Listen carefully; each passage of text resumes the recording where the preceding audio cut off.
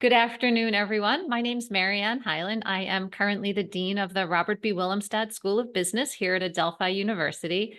And it is my pleasure to welcome you to today's Don Center seminar. And our topic for today is Getting Hired in 2024, a discussion with HR leaders, which, as I said earlier, is a topic that's near and dear to my heart. That's my background. So I'm really excited for today's session. This session will be moderated by Michael Hurley. Michael has over 15 years of experience in digital analytics and market research, and his career has focused on helping Fortune 500 companies through periods of digital and mobile transformation. He currently serves as Global Account Manager at Content Square, which is a leading digital experience insights platform. And he manages customer relationships by advising the strategies they use to build data-driven cultures. So thank you, Michael, for serving as today's monitor. And now I turn it over to you, Michael. Thank you, Dean Hyland. I appreciate that. And hello, everyone. So I am so excited to moderate today's discussion. We are fortunate to have a fantastic panel of experts and recognized leaders in human resources and people ops. Each will share perspectives and insights that I anticipate you'll want to apply immediately to accelerate your career search. And just a quick anecdote, I'm going to date myself, but when I came out of Adelphi and I was looking for a job in 2009, similar tough macro climate out there. Financial crisis, a lot of the sentiment that you might be feeling today as you're thinking about going in for your landing your first job or your next job. And I wish I had the opportunity to hear folks like the panelists that we have today share their viewpoints. And so I will say you already have a leg up on me when I was looking for my first job just by being here. And so I hope you can benefit in many ways. So, all right. Up next, it's my pleasure to now introduce the speakers. So our first speaker is Brian Lawler. Brian is a global human resources professional possessing a strategic mindset in all facets of human resources and workforce management. He has over 20 years experience at creating programs and initiatives to meet the needs of his company's employees. And he also has created talent strategies to support those businesses. After working at the NPD Group for 5 years in market research, that's actually where I met Brian. He helped hire me, so thank you for that. He has spent the last 12 years in the consumer packaged goods world, working for Hanes Celestial Group, and currently he's at Estee Lauder. So our second speaker is Matthew Metzger. Matt is a 2009 Adelphi graduate. After 4 years of playing on the Adelphi men's soccer team, Matt was asked to join the coaching staff as assistant coach, where his passion for recruitment and building strong teams began. 2 years later, he joined the corporate world in New York City as a recruiter and account manager. And after 8 years in that business, Matt took the next step as the global head of people, talent, and culture for Clarify, where Matt and his team are responsible for cultivating a culture that is known for its top talent across the world. And our third speaker today is Eddie Renard. Eddie has an unconventional path to success with his philosophy, leadership, and willingness to look outside the box. Eddie started his professional career in Yellow Page digital ad sales. So if I was dating myself in 2009, I think you're doing the same there. He then moved into the staffing world, and he ultimately landed a role leading people and operations.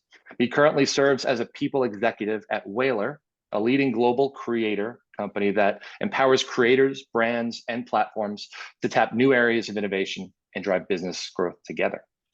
Okay, so 2 notes for the audience first. The first is, at any point, feel free to drop your questions into the chat, or if you feel like asking them live, we'll open up the floor at around the 40-minute mark for Q&A.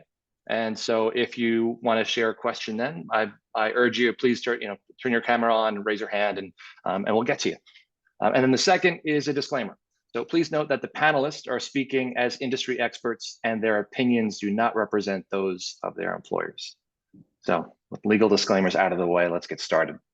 Brian, let's kick things off with you. Please tell us a 3-part question. Please tell us, what does your company do? What does Estee Lauder do? What's your role at Estee Lauder? And how does your role influence Estee Lauder's recruitment efforts? Yeah. So Estee Lauder, for those of you that don't know, we're a global cosmetic company. We have roughly 90,000 employees globally, worldwide. probably more important to you, locally here in New York, we have roughly 10,000 employees located in Manhattan and out here on Long Island in the manufacturing and R&D facilities. My role here is all things human resources for our manufacturing, supply chain, and R&D groups out here in Melville, which is roughly 1,500 employees. For those of you that live on Long Island and come out as you driving on the expressway and you see those couple buildings on the South Service Road as you hit 110, that's where we are. And my role here, it's a few different aspects. I think the first part is getting the right people in and working with our recruiters and the team here. And then once we have those great employees, it's how do we keep them here and motivated so they have a long, successful career here at Estee. So looking forward to today and spend some time with you all. Great. Thank you, Brian. Matt, we'll go to you next. So the same three-part question, please. What does Clarify do? What's your role at Clarify? And how does your role influence Clarify's recruitment efforts? Sure. So Clarify, we are a full lifecycle AI platform sold to enterprise businesses used by developers internally at a lot of Fortune 500 companies. The goal of our platform is to enable people that can't automate and drive their own AI algorithms to bring their data onto our platform and take that unstructured data and generate some structured insights from that, whether that is to automate a process, to circumvent manual workload, to drive revenue. We are one of the first AI companies on the block, founded in 2013, and we're currently 100 people, a little over 100 people, spanning across 5 different countries. That goes from India, Argentina, Estonia, Canada, and the United States. My role here is 360 recruitment, people, and culture, right? So I'm responsible for getting the right people into the company and also cultivating a great employee experience for those individuals to ensure a long relationship and long tenure for individuals and to stimulate growth across that. For me, from a recruitment standpoint, my purpose here is to build out the process and procedure to make sure, once again, that we are getting the right types of individuals into the company, to get individuals into the company that can be set up for success and that longevity, ones that won't be set up to be in a sink or swim type of mentality, and making sure we can usher them through the employee experience throughout. So that's a little bit more about me, and happy to answer any more questions, whether it's through this call or after, if people want to contact me. Thank you. Thank you, Matt. Eddie, same three-part question. What does Whalar do? What's your role at Whalar, and how does your role influence Whalar's recruitment efforts? Thank you, Mike. Hey, everybody, excited to be here. Eddie Renard, Global Head of, or actually President of People Operations at Whalar. What does Whalar do? Whalar is a global creator company. We focus on connecting brands and creators and really kind of leading the charge and helping to develop the future of the creator economy. Whether that's through influencer creator marketing, through talent management, or through technology. We have all those kind of components and facets in our business offering. My role at Whalar directly influences recruitment. I oversee people operations, DEI, talent acquisition, as well as IT. And so we see the people org and the talent acquisition org and all those kind of components as the connective tissue that connects the entire company, right? We see everybody, we talk to everybody before they come to the company, and we kind of help understand what those folks' roles and responsibilities are, how they're connected to the rest of the organization, and really try to unlock the most out of every person that shows up at Whalar. So that's a bit about me. Also, like Matt, happy to answer any questions and connect with people after this as well. Thank you, Eddie. All right, so to all the students, everyone in the audience, now you know a little bit about the speaker, so feel free, if you have a question later on, if you want to assign it to someone specifically for their specific perspective, feel free to do so. All right, next question. Here's to kind of help the folks, the audience here, kind of see the world through your lens, because I think what they'll find is they're going to be encountering and engaging with folks in your position as they look for careers. So let's give them a glimpse into your world and how you view things. So feel free, anybody want to step up among the 3 panelists? What's one thing that keeps you up at night for your role and for your company? Yeah, I mean, I'll jump in first. I think the thing that I think about most and what keeps me up at night is making sure that at Whalar, we're staying on the cutting edge of employee experience and development, right? Like, how do we continue to create an incredible experience and environment for employees to grow? and then also facilitate that growth, especially with a company like ours, particularly Whaler, who's kind of come up through the ranks. We started off when I got hired as 60 people. We're up at 300. We operate in 6 countries and 17 states. How do we keep everybody connected? How do we facilitate growth and development even in a remote kind of setting? And how do we kind of unlock the potential of every employee without losing the things that we used to kind of have when we were in person? So those are the things that kind of keep me up at night. Yeah, Yeah, I'll kind of go off that. Sorry, Brian. I think for me, the way I look at it is we live in a very global economy now. A lot of companies are remote. There's a lot of competition out there. So for really qualified individuals like you all, this is a great time to be entering the market, in my opinion, because there's a lot of capability than prior, like when we all came into the market, and it was more of a centralized market where, hey, if you lived in New York, you have to find a job in New York. That's not the case anymore. Now, I think there's pros and cons to being in person versus being remote, and I think for you all, it's very beneficial to get around people that have worldly experiences that you can learn from. But it's saying, how do we cultivate an environment where it's more about employee retention, I would argue, more than talent acquisition. So talent retention, how do we stay on the cutting edge, like Eddie is talking about? How do we maintain an identity across a distributed workforce? But how do we ultimately give people a place that they are going to feel like is their home for a long time, that they can learn and grow, as opposed to looking at all the other opportunity out there that is, like I said, there's a wealth of it now that we're in a global economy, which makes the reach of individuals like yourselves very, very exciting. Yeah, and I think for me, it's piggybacking a little bit off both of you is how am I improving the culture every day? And I think, and I bring up the word culture because as you're speaking with prospective employers and coming out of college, that should be important for you as well. Obviously, what you're doing day to day is going to be hugely important and critical to your success, but the company that you're doing it for and the culture that they embrace and who they want to be, that should just be just as important as you go through that process with whatever companies you're speaking with.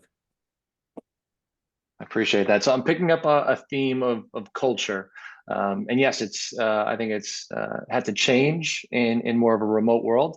But is it you think it's a fair statement for me to share with the audience that to gain an edge in the recruiting process, get an understanding of the company's culture, what they care about, because they'll be very explicit about that, I think, from my perspective of what they share on their website and the About Us. And you can attach yourself to that and kind of get outside of direct work experience and just how you as a person fits that culture. Is that part of the equation, culture, when you're thinking about a candidate? Yeah, I think it's about fit for both parties, right? The way I look at a recruitment process is it's an equal exchange of information on both sides, with hopes you get to the end of the process and find a fit. That's how you set someone up, or the company likewise are set up for success and long-term success. So I think making sure your values align with the company's values, making sure what you're looking for aligns with the company's mission is very important to making sure that you're finding a place where you can grow yourself. And I would say early on in your career, that is very important. Cool. I will share one anecdote. We have so our company, the company that I work for, has a defined set of values, and it persists throughout all aspects of our business, and especially in recruiting. And it's I work at a very, like, you call it techie, engineering focused company, and so they care about. They say that they care about slope over y-intercept. Y-intercept meaning your quote unquote your pedigree coming into the company, like kind of that I'll call it a legacy viewpoint of like, hey, you have to be from these set of schools with this exact background and all of that. But then they say, my company says that they care about slope, meaning what your character and your personality tells them about how quickly you can learn. So especially for the audience members here, focus a lot on what you can bring them and your willingness and desire to learn. And I think, especially as you're looking to gain entry into first time role, that could benefit you.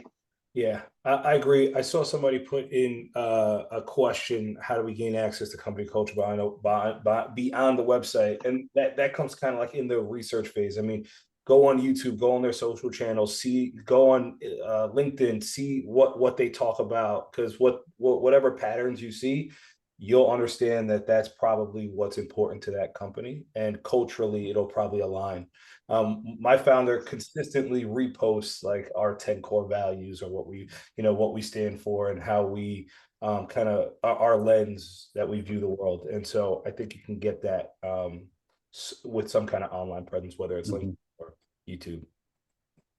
I'll That's a even great take point. it a step further. Sorry, Mike. No, please. I think through the interview process, going back to what I'm saying, it is about an equal exchange of information. It is about an analysis on both sides, right? So asking thoughtful questions, asking them consistently through an interview process, I think is important to see if there's a consistency in messaging coming from the interview panel. I think a lot of times you can get a sense of if people are disjointed or well connected through a process, and I think that will give you great insight into teams and also companies as a whole, right? So doing your own investigative work, I think, is very important once you get into a process. And like I said, anybody here is more than welcome to message me afterwards, and I'm more than happy to give some more insight on how I think you can do that. And I'll not to one up Matt, because that's absolutely 100% interview process. I wasn't even considering that you made it to the interview process first, just in the beginning. I think LinkedIn is such an incredible tool. Reach out to somebody at the company and just say, hey, I'm thinking about applying to an opportunity here. I'd love to just pick your brain on the culture. Like, it's all good to do that, right? There's no rules in hiring. You can go talk to people at the company at any time. You have access. So utilize that access, right? When I was coming up, I think LinkedIn was a tool, but we didn't use it that way. And today, I think people are so connected on LinkedIn that you could totally pull information from folks that are in random roles or in similar roles or departments that you're considering before you even get into, or even during an interview process. So anyway. And leverage the Adelphi name as you're going through LinkedIn. There's nothing better than saying Adelphi and Citibank, and you see a roster of 50 people, and you leave a little separate note saying, I'm gonna soon to be a Adelphi grad, would love to pick your brain. Not everybody will respond, right? It's human nature, but I guarantee you'll get a percentage that will want to respond and want to help you. So don't be bashful and leverage that network as much as you can. Yeah, LinkedIn as a messaging platform is the folks that are in the workforce are very active on it. I'm in a sales role, for example, and that is actually one of 3 core pillars that we use to speak with customers and prospects. So don't feel like you're stepping into their personal world by sending this message. They're used to strangers contacting them all the time, myself included sometimes. So feel free, like join that platform. Don't think that just because you're a student or you don't have a current active job role tied to your name that you can't contribute. You use that to your advantage. All right, let's pivot here.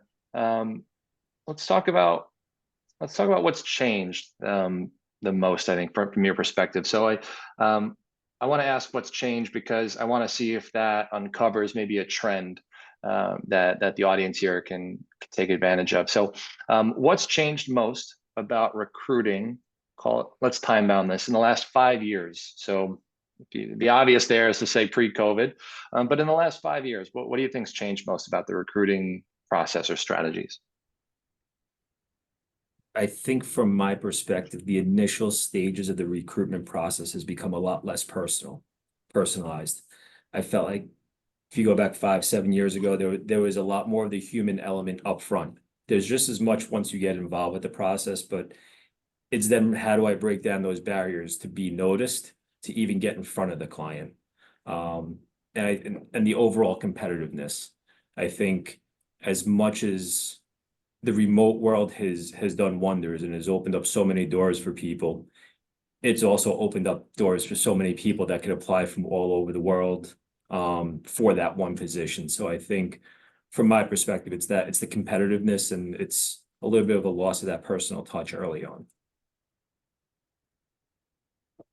Yeah, I would agree with that, Brian. I think that is a thing where technology nowadays, and the fact that we're in a global economy with a lot of remote companies, gives these different open roles a lot more volume of resumes that are coming in. And at the end of the day, it's still a manual process sifting through those resumes. So it's saying, how do you create a competitive advantage? Going back to what Brian and Eddie were talking about, it's very important that you go the extra mile and say, okay, I apply to a job, but how do I create a competitive advantage for myself, reaching out to people from this similar teams or recruitment or people that are stakeholders within the company, and also quoting some sort of relatability that you have, whether it's knowing someone that works at the company as a reference, the college like Brian was talking about. These are things that are going to help you stand out a little bit more amongst the pack of individuals that are mass applying through the Indeeds, the Monsters, the different job boards, as well as just LinkedIn and the actual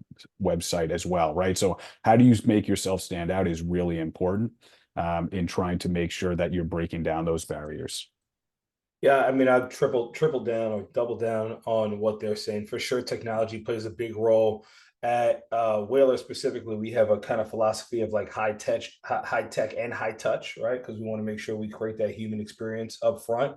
But I think exactly what y'all are saying is 100% right. I think the other piece to consider is that there is also a lot less in-person interviewing, right? Like 5 years ago, you wouldn't ever hire somebody without talking to them in person, and I'm exaggerating a little bit, but you talk to everybody in person and you get a feel for the person. There's a different dynamic when you're in person.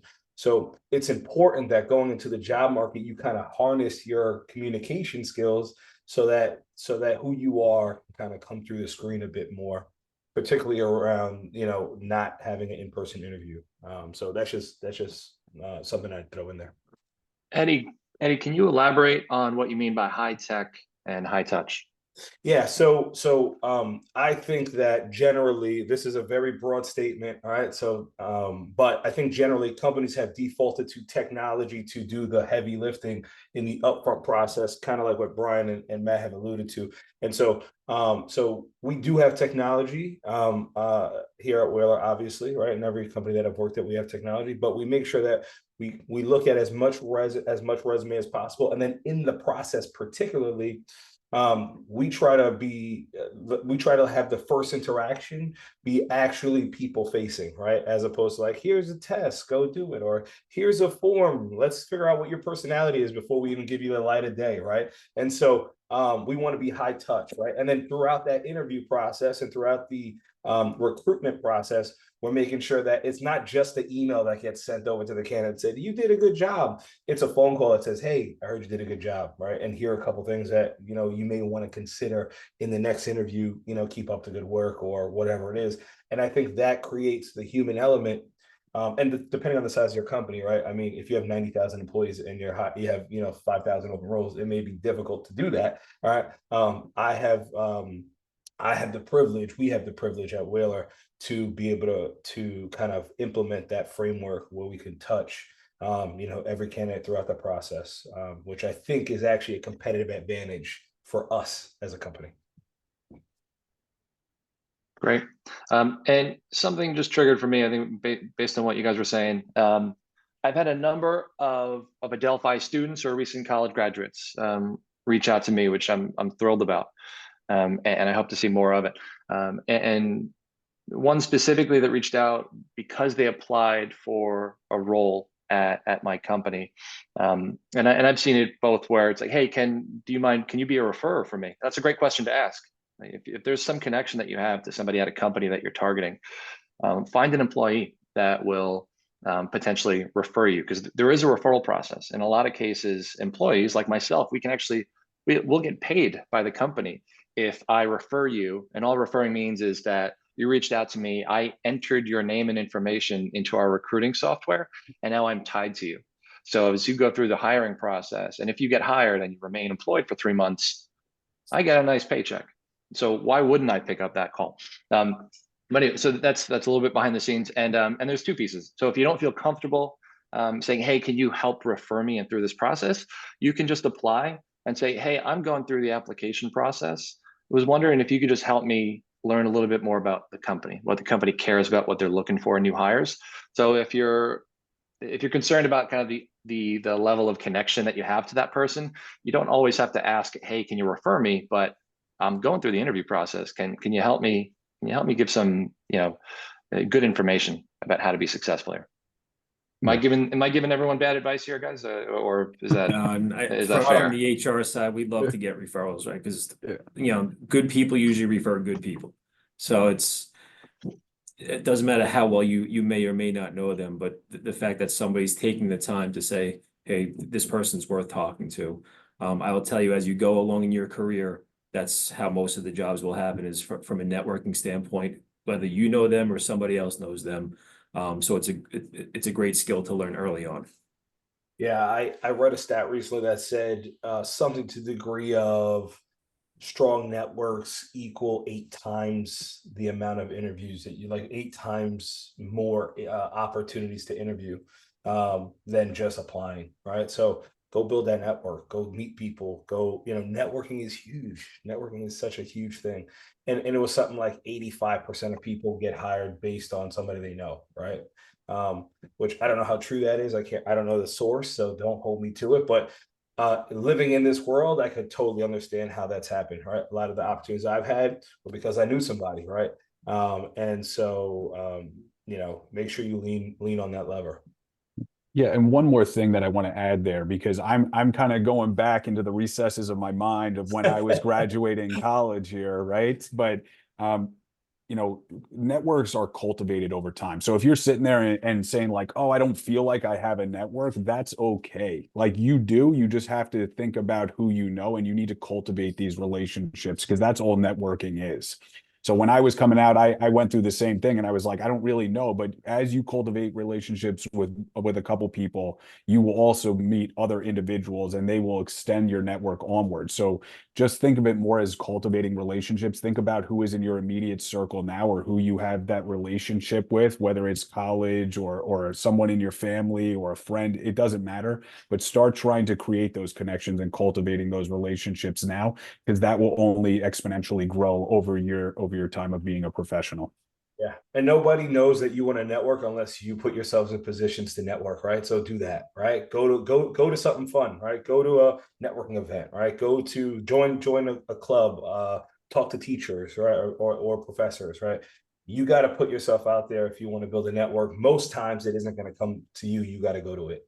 Yeah, Mike, I don't mean to steal your thunder here, but I can remember how you ended up at MPD Group. Maybe that would be a good anecdote about the professor that put you on to that.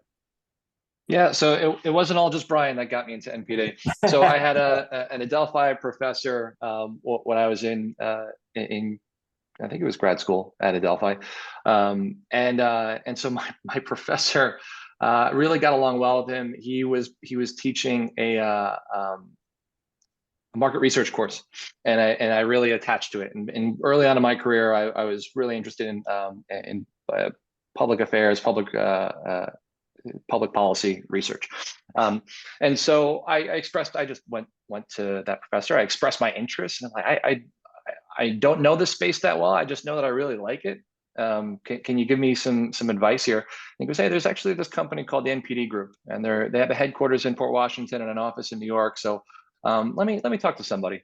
And let me see if I can get you in there. So that professor helped me get an interview. I think it was just for an internship actually at the time. And you're supposed to, back then, you're supposed to have like 2 letters of reference that you bring on paper. And then you go to the office, and I handed it in, and the person opens it. Oh, it's nice to meet you. Looks at me, looks down at it. It's like, this is for you? Like, yeah, it's for me. What, is there a problem? It's like, Todd Johnson? Yeah, indirectly. He goes, that's the CEO of this company. Like, okay. She's like, all right, I think you're going to be in our internship program. It's like, okay, fantastic. So I unknowingly did that, and it was just because to the credit of the people on the panel here, I put myself out there. I just shared what I was interested in, and I went to the person, and then that was my connection to the professor, is that he was teaching something, and I was just saying that I was really interested in it. And maybe how not everybody here is going to maybe get a letter to the CEO. So let me see if I can make this practical for you all. A lot of folks on LinkedIn will there's a lot of LinkedIn influencers, if you want to call it that. So there's a lot of folks that are working full time that put themselves out there to build their own personal, kind of call it career stock and their own identity. So they put a lot of content and writing out there. And so if you have a loose connection to somebody, so say it's an Adelphi graduate, or say you do a filter for the word soccer, and you just want to write a note that's somewhat personalized, comment on something that they've written about. If it interests you, if you find something that there's a parallel. People love talking about things that they've said, and so that's it's a great way to get connected to somebody. It's like, hey, I have a shared interest with you. Would love to connect. So, anyways, I'm trying to turn that into a practical use case, so you're not all looking for emails to. Last thing I'll say about this, which is probably a radical thing to say in this day and age, but you like. Just be a good person as well in life, and you will meet random people in random places that will open doors for you just because of an interaction, right? I can't tell you how many times I met somebody at, I don't know, Dick's Sporting Goods or at the supermarket, and we just bumped into each other and started to, we had, kids that went to the same thing, or we had, some kind of connection somehow that came up that led to other opportunities, right? So like just be a good person and be open to speaking with people, and be ready to, kind of talk and network. I know that's a bit radical because it's not like LinkedIn and sending a message and like constructive, but you might play softball with somebody on the weekend, and guess what? You just met somebody who could open a door for you to put some life to that. Back in my MPD days, and I don't know if Mike even knows the person or the story, but I was in Bye Bye Baby with my wife, who was pregnant at the time. Ended up talking to probably the most helpful store associate, found out he was graduating in 2 months with a degree, and we ended up hiring him at MPD. He had no idea who I was. Guy's name was Derwin Pearson, and I think he was with MPD for about 15 years. Again, it's just that chance. You just never know who you're going to bump into, and it echoes just be a good person, and good things will happen. So yeah, and I think the theme here is going back to how Eddie phrased it, be high touch, right? I think we're going into a climate of things becoming a little bit more low touch, technologically driven, remote, right?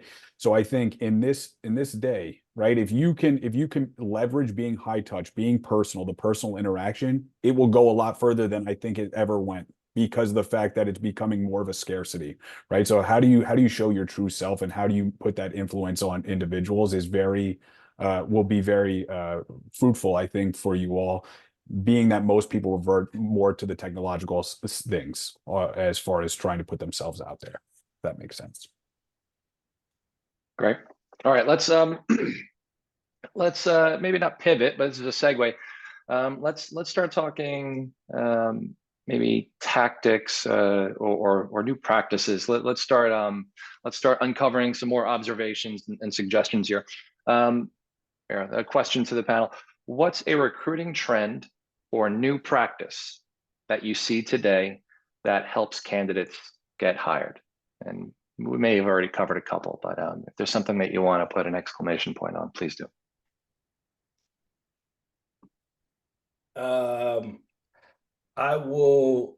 I'm going to just pivot the question a little bit, and I'm just going to focus on what can help you get hired, right? Forget about the new trend, right? Because we just want to get you in the door. We don't care if it's new or old. Please. And so for me, there's a couple things. Number one, you got to have a good resume, right? Like have a resume that's put together well.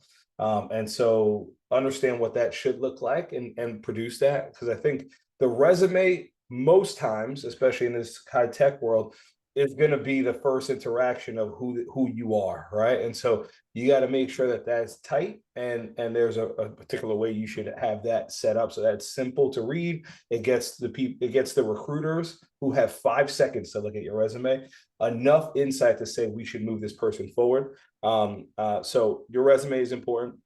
Number two, going back to what Matt said, I think you got to go the extra mile, right? Like do extra things that isn't just point and like click apply, right? I know there's like, you can apply to 50 jobs in like 30 seconds now, right? But like go the extra mile, right? And here's kind of a trend.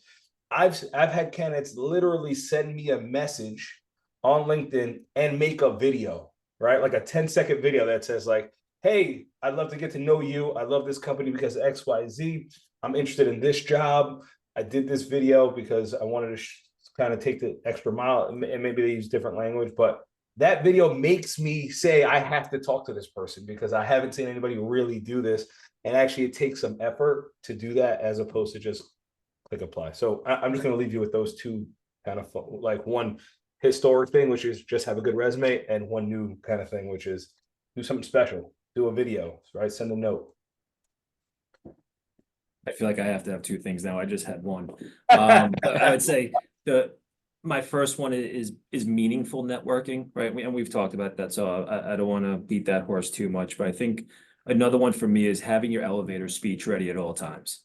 You never know who you're going to bump into when. So it may be a graduation barbecue, it may be a friend's wedding, whatever it may be. You want to have that elevator speech in your back pocket and rehearsed. Who you are, what makes you unique, and what do you want to do. And it's going to be different for everybody. And I think that the biggest takeaway there is what makes you unique. So when that person leaves that conversation, they remember you. And again, it's a little bit old school. It's nothing too techy. And practice it. It's almost that role playing. It's going to feel really weird the first couple of times you do it, but if you do your elevator speech in a mirror, and you kind of critique yourself, but over time it just starts rolling off your tongue, and it becomes very natural then.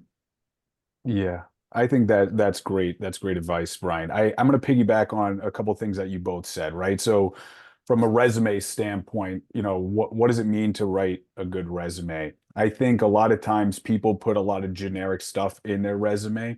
Can you put bullet points in your resume that talk about what you've done, right? Like, so say it's an internship or at school, what you've specifically done and what are the results that have generated from that based on the work that you've done, right? I think a lot of people will write a resume and talk about what their team has done and the role and responsibilities and look at the skill set and just list all the skills. But I think people want to see, are you result oriented, right? So can you say, I did XYZ task and that generated XYZ results? If you can even attach metrics to that, I mean, that stands out from a resume standpoint. I think it pops off the page. So can you write something that is a little bit more objective from that standpoint? I think it is important. And I think, early on, it's about getting your foot in the door. And I think a big part of that is, do people feel like an enthusiasm coming off of you when you're interviewing, having these personal conversations like Brian's talking about?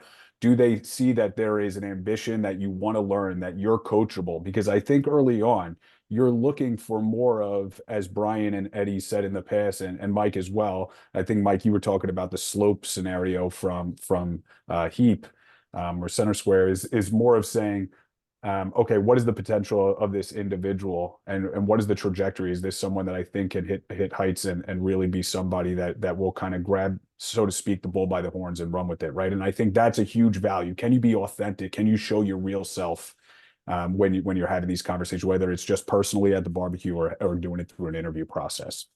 Yeah, just to add a little bit onto what Matt's saying, I also want to just make sure we're very clear on this. Enthusiasm doesn't necessarily mean you're like, rah, rah, let's go. I love this place. This is the best place on earth. Enthusiasm can come through in your work product or what you proactively deliver or how you show up to an interview. You don't have to have the most outgoing personality, but if you were interviewing for an analytics job, what if you showed up with like a piece of work that you're like, hey, I'm excited to actually present this to you. Check this out. I did this analytics on your company based on XYZ. That most people aren't doing. They're not going that extra mile. A couple other things I would say is be prepared on interviews, right? Like, I know that sounds silly, but you might be applying to 50 jobs, right? Know the job that you're actually interviewing for, know who's interviewing you, right? And how you fit into the picture. Those are important things.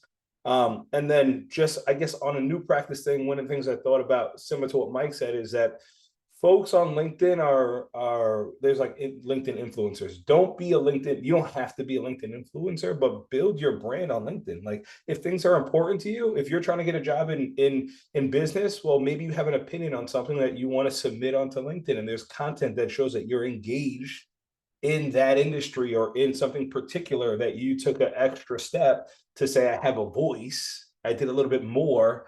I'm not right. I think that can go a long way as well. Great, Matt. I put a link in the chat for it's a platform called Loom, LOOM.com. Sales teams will use it to get it's kind of we call it like to get outside of the noise. And what that means is you can just put together like a 90-second video introducing yourself, and it's not weird. It's practiced quite a bit on LinkedIn, so you won't be the only person in the world doing it. But it really does. It resonates, and my company, we actually have numbers on open rate and meetings that are tied to whether someone just wrote a message or included a Loom video. And the numbers speak for themselves that the success rate is so much higher when you do something like that. So Loom or something like it. All right, let's pause here because we're actually it's 12:42 right now, Eastern time. So let me look to the chat real quick. I'm going to read something. I think it was just direct to me, so pardon me here. All right, all right, let me just read it aloud then. As an international graduate student, I'm curious about the employee selection process. Is it harder for international students to get a full-time job? And how would you give advice to international students who are seeking a job? And I guess let's say international students seeking a job in the United States. And please correct me if that's not right, but that's one question from the audience. I'd be interested, Brian works at a bigger company, but I'll speak from the smaller company side. I'll say no, right? At the end of the day, all companies are looking for the best talent out there, right? It doesn't really matter where you come from. It's about, what you've done and what you can produce moving forward, right? So when I go through an interview process where I'm looking at resumes, I never once consider that. Right. I think, there are certain scenarios where you'll run into based on the company or what the actual role is that there might be some limitations there. But I think there's a huge amount of capability for being an international student and finding a job. I mean, a lot of the friends that I have and the relationships that I've cultivated over the years are people that are international, right? And so I think there's a lot of open doors there for people, no matter where you come from, whether you're a U.S. citizen, you're a naturalized citizen, you're on an H-1B, an OPT. There's a huge want, like I said, to get good talent on board, and so there's more of a ability, I think, to land a role than maybe in years past, I would say personally. All right, Yeah. great. I'll just say I agree with it. I think there's definitely way more flexibility in recent years than historically on like having international students work at companies, at least the companies I've worked. All right, let me go to the next question here. So I'm currently looking for an entry-level job. This person has a supply chain management degree. I don't have much experience in the fields. Forgive me, audience, if you weren't expecting me to read this verbatim, but that's what's happening live right now. So I don't have much experience in the field. What's a good way to explain this during an interview by being honest and not letting insecurities or fears show? What advice there? So I almost feel compelled to take this one since I'm sitting in a manufacturing facility right now. It's okay. Don't be insecure about it. Companies aren't going to hire college students. We're not expecting you to come in with 4 interns and that you worked at Pepsi and that you worked at Coca-Cola. Most companies understand that. And Maria, if you want, reach out to me after this and I'll talk to you a little bit more about how to navigate, not knowing your specific background. I'd like to try to help you out if I can after this phone call. So please reach out to me. Don't feel bad. And we'll absolutely see if how we can help navigate that for you. But for anybody that on this call, do not feel insecure or fearful because you haven't had a lot of experience. We understand that as HR people. We're not monsters, and we have roles for people that don't have that experience but have the potential. And we love hiring those people because they have so much potential and they're the future of the company. Yeah, I'll take it a step further with, once again, it's like, how do you create a competitive advantage? How do you make yourself stand out? So I would think of it more glass half full than glass half empty, right? Nobody's expecting you to have experience that you don't have. If these roles are slated for entry-level individuals, nobody's expecting you to come in with a super cumbersome resume with experience in those fields. So it's saying, okay, let me look through the job description. Are there things where it's saying, okay, I don't have experience in this field, but there's relatability, and I can talk about the capabilities I do have and the things that I have done that can show a dotted line to say, this is why I will be successful at XYZ, task or what the requirement is, right? So it's saying, can you think dynamically to say, I do not have experience in this, being open, honest, and this is something I'm willing to learn in, but I have done this in the past, and I think this is relatable in XYZ type of way, right? So it's trying to be creative in your thought process and having a positive mindset moving forward in how you're looking at the job and why you think you would be successful at it. Yeah, the one thing I will say, which is probably not obvious to most people, but in a job description, whatever's listed in there is a wish list, right? I don't think most people are going to check off every single box. So we understand as professionals that we're probably going to get 60, maybe 70%, maybe in some cases 50% of what we wish this unicorn that we've listed on this job description is. So don't be afraid to apply to jobs or be encouraged that even though you don't check all the boxes, you could still get through. One more thing I'm going to say. The wheels are just turning in my head. Interviewing is a skill set separate from doing a job, right? Like, so don't think that it's like, hey, I'm going to interview for one job and I'm going to get one offer. Like, there's something where you build this skill set over time, and it's going to be, you have to have the mentality of like, I'm going to fail forward, right? It's not going to be nice in the beginning. You're going to feel uncomfortable, but the more repetition you get behind it, the more you will tweak, as Brian said, your elevator pitch and your value proposition and things along those lines. So try to get in front of people as much as possible and have these conversations, because they're just going to mold you moving forward to eventually land the job that you really love, whether it's, in the beginning or moving forward in your career.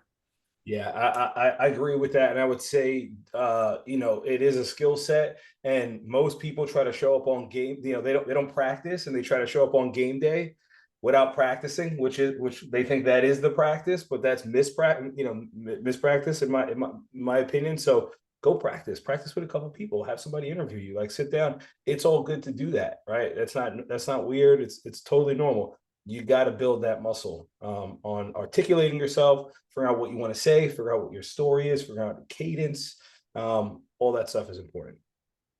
And Great. and the Okay. rest Now, just go real on. quick, the rest of the panel may have differing opinions on this, but I'm of the mindset if you have an interview anywhere, take it just to get that, even if it's a job that you may not be so sure about. That's actually the best one to interview for, because if you bomb it, who cares? It's practice. So I would encourage you, if you're being asked to come in an interview, whether it's a job that's completely unrelated to what you went to school for, and somebody said, hey, just come in for an interview or whatever it may be, I would encourage you to do it, because that's to Eddie's point, that's your practice. That's spring training. That's, winter ball, whatever you want to call it. That's the practice leading up to the interviews that you really want. Don't be afraid to ask the people who've interviewed you if you didn't get the job on, like, hey, what's some feedback you could share? How can I get better for my next interview? Because not always, but sometimes they'll share that with you. You'll find that there are lots of phrases for failure in the professional world, because we do it so often. So don't be terribly afraid to do that up front. So I heard fail forward. One example there. So you're in good company if you're failing up front. All right. What are some keywords? All right. So maybe we can pick at a couple things in this question. So the question is very straightforward. What are some keywords that can make a cover letter stand out? I have two questions of my own. What's your stance on cover letters? Is that something that is something that increases probability of being seen? And then is the notion of having keywords in it, would that actually help a candidate stand out?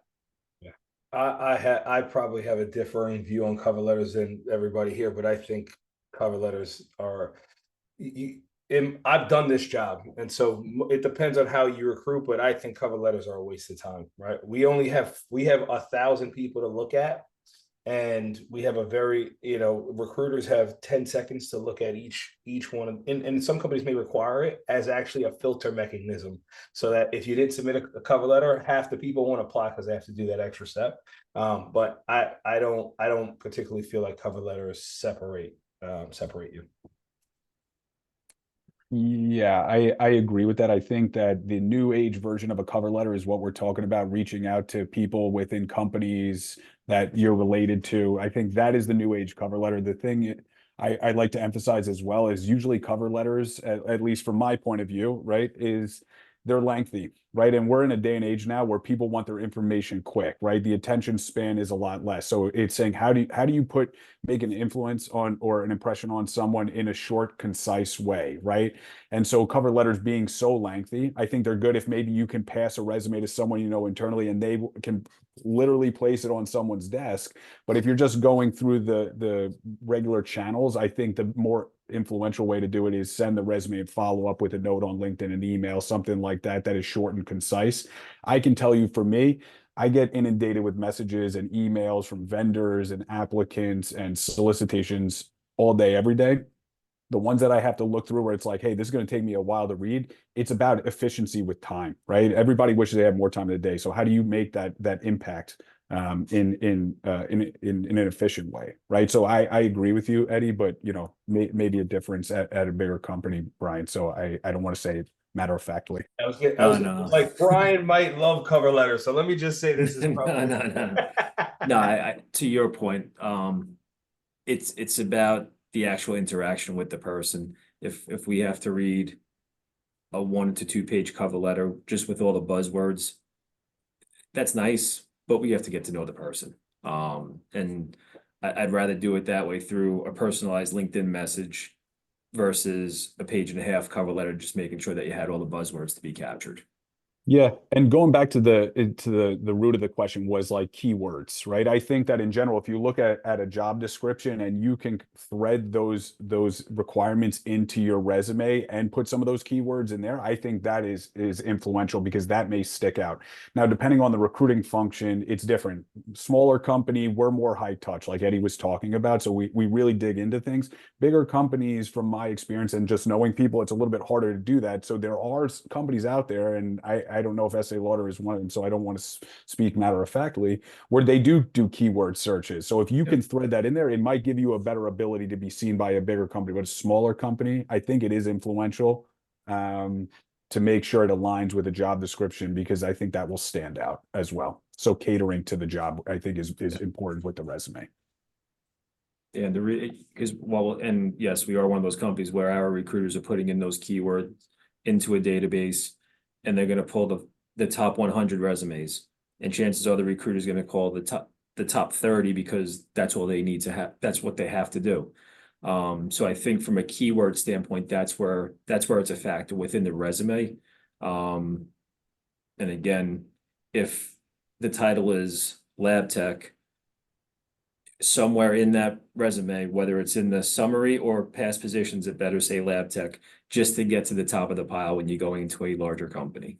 Yeah, that's exactly what I would say. Just look at the job description, what's important, and have the words that they're going to search that you think a recruiter would look for, and make sure that's in your resume for that particular job. So there's no specific keywords that will always get you to the top. It all depends on the job that you're applying for.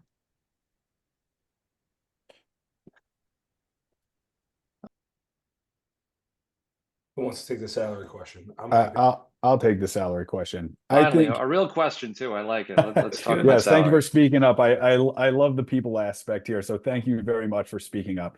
I think personally, it depends on the motive of the individual, right? Like everybody is wired a little bit differently. I think people take and accept jobs for two main reasons: the quality of work that you're doing, right? Because it gives you purpose in your everyday life. You do it most of the time, so you need to be driven by that. Otherwise, your everyday life can be a little bit daunting if it's not. And then obviously, the monetary side is what provides the quality of life. So you have to say, for you, what is more important, right? Is it the experience? Is it getting a certain type of a job, or is it actually the monetary side of things? Now, obviously, you want to be compensated fairly for where you're at. So I think doing market research is really important to trying to say, okay, for an entry level job, what does it look like the average salary is? And I think leaning on that, right? If somebody's asking you that question, I know it becomes a little bit of a chess match then, right? And it's a negotiation. Can you bring that to the table and say, listen, really excited about the opportunity, love that I can learn XYZ in this opportunity, and this is why this is very important to me, and this is why it's one of my top choices. Having said that, I'm new to the field. Doing market research, I have seen that the average salary or the range is X, Y, and Z. So my thought would be I would like to be within that range. Having said that, the opportunity is very important to me, and that's what I'm prioritizing, because I think there's a couple different things there. You're being fair to yourself, right? But you're also saying like, hey, I'm motivated by the opportunity. I'm not just looking for a cash grab, which is something that I think recruiters think about, or especially at smaller, more intimate companies, they're saying, okay, what is motivating this person? So you can strike the balance in that way by supporting yourself, but also leading with something that will be like a sell for you, let's say, if that makes sense. Speaking to market research, is it? I thought I heard of new. I don't know if it's laws or rules where a job post in the state of New York has to include a salary range. Is that correct? Yes. Yeah. Okay. So it basically you the should know salary going range. in. Yeah, you'll know going in what the salary range is, and so at least if you're applying in New York and in certain states, California is following. I think Pennsylvania will follow, as well as Connecticut. So yeah, you'll know going in what the salary range is, and so I would say the same thing Matt said. If you have a number in your head, maybe you pinpoint, say I'd like this, but just emphasize, because I think a way to get like dismissed in the interview process is solely being focused on the money, right? Like if a company feels like you're only here for the dollar and not to actually contribute, I think that's an easy way to also not move forward in the process.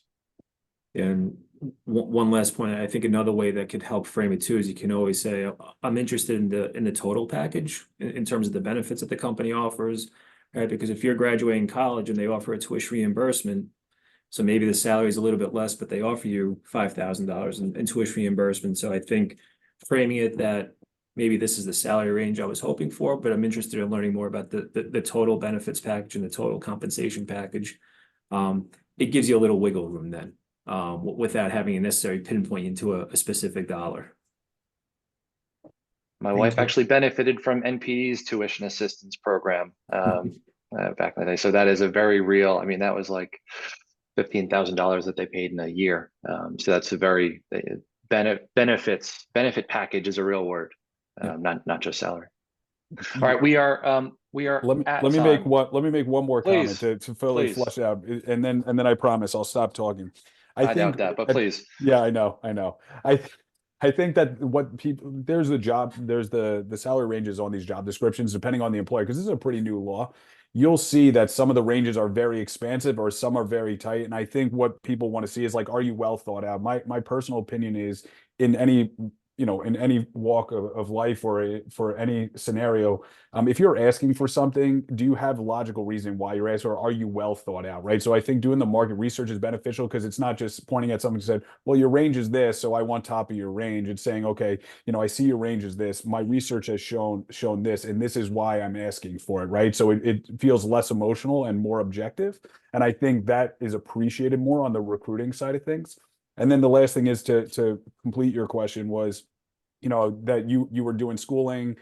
And how do I show like I can close this gap and do something? I think just don't let your own limiting beliefs hinder you, right? Glass half full. What can you bring to the table? What have you done? Why are you somebody that this company should consider? Like, think forward thing, as opposed to having a mindset of like scarcity. Have a mindset of abundance, believe in yourself, and make sure you're highlighting that. Okay. I appreciate that. All right, that was an incredible uplifting statement to end on. So that was the right move there. Well, to the speakers, thank you so much. I feel like I learned a lot. So I appreciate that, and I hope the audience feels the same sentiment. To the audience, thank you very much for joining us. I know there were a number of questions that we didn't get to. I'll work with the team to get answers. And if there's any questions that come up, please find your way to connect with us and ask us. So we want to be a resource for y'all. And then one last thing, the next Don Center seminar will take place later this fall, and we hope to see you all there. Take care, everyone. Best of luck.